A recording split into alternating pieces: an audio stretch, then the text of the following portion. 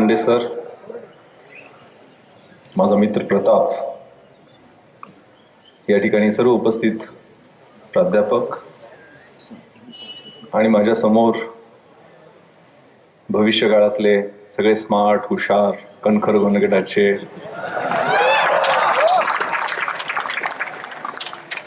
यशस्वी अभियंता होऊ घातलेले सगळे माझे लहान बहीण भाऊ.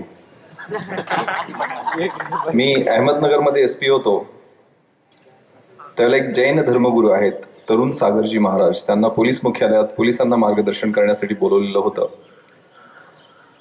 आणि त्यांनी त्यांच्या भाषणामध्ये पोलिसांबद्दल 4 ओळी सांगितलेल्या होत्या. त्या अशा: संत और पुलिस दोनों समाज सुधार का काम करते हैं, फर्क केवल इतना होता है संत संकेत की भाषा में समझाते हैं और पुलिस वेद की भाषा में समझाते हैं. दरअसल जिन लोगों को संतों के संकेत समझ में नहीं आते हैं उनके लिए वेद का प्रयोग जरूरी है.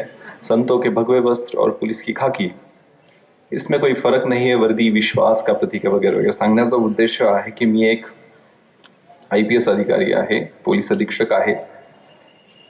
2 महिन्यांनी मी DIG होईल, म्हणजे DPC झाली.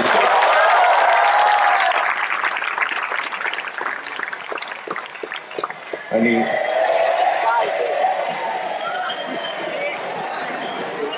DIG म्हटल्यानंतर थोडंसं म्हातारं व्यक्तिमत्व दिसतं. मला तरुण DIG समोर दिसतोय. वयाच्या 38व्या वर्षी मी DIG होतोय, वयाच्या 22व्या वर्षी IPS झालेलो होतो. त्या अनुषंगानं माझ्या लहान बहीण भाऊंना जे पावसाळे उन्हाळे मी सहन केले पाहिले ते त्यांच्याशी समरस होऊन शेअर करावेत या उद्देशानं मी बऱ्याच कॉलेजवरती, शाळांमध्ये गेलेलो आहे. पण बऱ्याचदा काय होतं, पोलीस अधिकारी भाषण द्यायला लागला की गोंधळी होतो. मी पुण्याला SP झालो आणि पहिल्या आठवड्यातच एक घटना घडली. ते वडगाव मावळच्या जवळ एका गावामध्ये ती खोपडीची दारू असते ती पिऊन 8 आदिवासी बांधव मृत्युमुखी पडले. महिलाही होते 4 त्यामध्ये. दुर्दैवी घटना होती.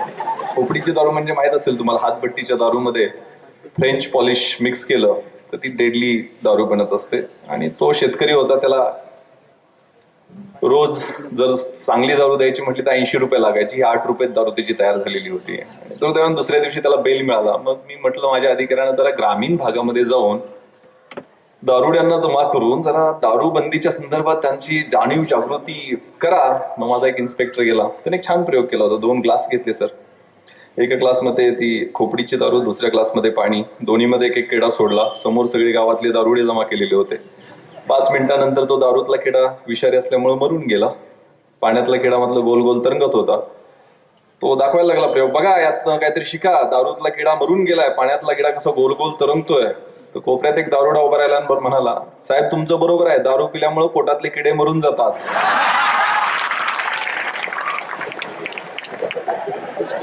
माझी परिस्थिती अशी व्हावी असं मला वाटत नाहीये. पण अभियंता मंच, त्याचे मिशन आणि विजन स्टेटमेंट्स मी वाचत होतो. ज्या पद्धतीचे विषय त्यांनी हातात घेतलेले आहे, प्रताप, अमित आणि त्यांच्या सगळ्या ग्रुपचं मनपूर्वक अभिनंदन. भविष्य काळाला गवसणी घालण्याचं तुम्ही अभियंत्यांचं जे engineers are moulders and builders of the nation, या देशाची दिशा ठरवण्याचं काम हे अभियंते करत असतात.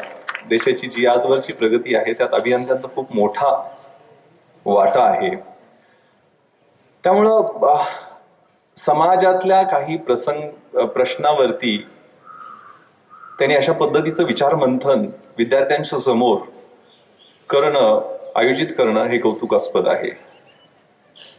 मी 26/11च्या वेळेला झोन 1चा DCP होतो. सगळ्या घटना माझ्या एरियातच झाल्या. त्याच्या अगोदर 1 वर्ष, त्या घटनेनंतर 1 वर्ष माझ्या आयुष्यातली सगळ्यात महत्वाची स्थित्यंतरे त्या दरम्यान झाली. मी खूप काही गोष्टी शिकलो. इथंही मी एक सिंहगडाच्या पायथ्यावरती रेव पार्टीवरती रेड केलेली होती. त्यात मुलींना जेलमध्ये घातलं म्हणून बरेचसे आरोप प्रत्यारोप झालेले होते. इथून मुंबईला गेलो त्यावेळेला माझ्याकडे अँटी नार्कोटिक सेलचा ऍडिशनल चार्ज होता आणि जुहूला 72 डिग्रीज नावाचा एका मोठ्या फिल्मच्या प्रोड्युसरचा बार होता. तिथं रेड केल्यानंतर तिथं पुण्यामध्ये थोडीशी ऑर्थोडॉक्स संस्कृती आहे, परंतु पण मुंबईमध्ये खूप वादळ की नाईट लाईफवर अशा पद्धतीची रेड करणारा हा अधिकारी कोण वगैरे वगैरे. त्यावेळेला काही त्या मुलांची इंटरॅक्शन केल्यानंतर मला प्रसंग आठवले आणि रोज घडणाऱ्या वेगवेगळ्या घटना, देश संक्रमण अवस्थेतून या जातीयवाद, भाषावाद, प्रांतवाद आणि दहशतवाद या संक्रमणातून का चाललेला आहे. आपण दीप प्रज्वलन केलं, अतिशय सुसंस्कृत या कार्यक्रमाची सुरुवात झाली. असतो मा सद्गमय तमसो मा ज्योतिर्गमय मृत्युं मा अमृतम गमय. रात्र सुरू दे, अंधार सुरू दे, नव्या स्वप्नांचा, नव्या किरणांचा नंदादीप जळू दे. तो आशेचा नंदादीप इथं प्रज्वलित केला. त्याच्या पाठीमागे काही उद्दिष्ट आहेत. या सगळ्या घटनांचा विचार विमर्श करताना मला माझ्या अभ्यासाचे दिवस आठवतात. UPSCचा ज्यावेळेला तुमच्यातले काही मुलं UPSCची तयारी करतात असं मला सांगण्यात आलं. गांधी, नेहरू आणि टागोर या 3 विचारवंतांचे विचार आहेत. गांधी, बापू, आम्हाला कुणाला म्हणजे मुन्नाबाई लगेरोला शिकवावं लागतं. म्हणजे तो काहीतरी संवाद आहे ना की त्या TV रेडिओवरती कार्यक्रम असतो, 10 प्रश्नांची उत्तरं द्यायची असतात. मग तो मुन्नाबाई त्या हिरोईनला इम्प्रेस करण्यासाठी ती प्रश्न जाणून घेणार असतो. मग तो त्या सर्किटला विचारतो, हो बापूजी कौन है. तो सर्किट उत्तर देतो, 500 की नोट पे वो बापूजी बोले. वो क्या पुलिस में था, आर्मी में था. है बोले, उसका बॉडी वॉडी ज्यादा कुछ दिखता नहीं, कपड़े भी ज्यादा नहीं पहनता था, लेकिन उसने अंग्रेजों की वाट लगा दी. उचललेस तू मीठ मूठभर साम्राज्याचा खचला पाया. साबरमती के संत तूने कर दिया कमाल, दे दी हमें आजादी बिना खडग बिना ढाल. त्या बापूजींच्या बद्दल एक कविता माझ्या वाचनात आलेली होती, अखेरची कमाई नावाची. मध्यरात्री शहरातले 5 पुतळे एकत्र येतात आणि टिपं ढाळायला लागतात, रडायला लागतात. पहिला असतो ज्योतिबा फुलेंचा. तो म्हणतो, आयुष्यभर मी एवढं करून झालो आहे फक्त म्हाळ्यांचा. दुसरा असतो छत्रपती शिवरायांचा. तो म्हणतो, मी एवढं सगळं करून झालोय फक्त मराठ्यांचा. लोकमान्य टिळक असतात, म्हणतात मी एवढं करून मी झालोय ब्राह्मणांचा. ब्राह्मणांचा पण नाही, चित्पावन ब्राह्मणांचा. चौथा असतो डॉक्टर बाबासाहेब आंबेडकरांचा. तो म्हणतो मी झालो आहे फक्त बौद्धांचा, दलितांचा. आणि 5वा गांधीजींचा असतो. अजून मोठ्यानं रडायला लागतो, अजून कोपऱ्यात जातो. मग 4 पुतळे विचारतात, बाबा तू एवढ्या मोठ्यानं का रडतोय. त्याला तो पुतळा त्यांना उद्देशून म्हणतो, अरे तुम्ही नशीबवान आहात रे, तुमच्या मागं तुमची एक एक जात तरी आहे. माझ्या पाठीमागं आहेत सरकारी कचेरीतील, कोर्टातील भिंती.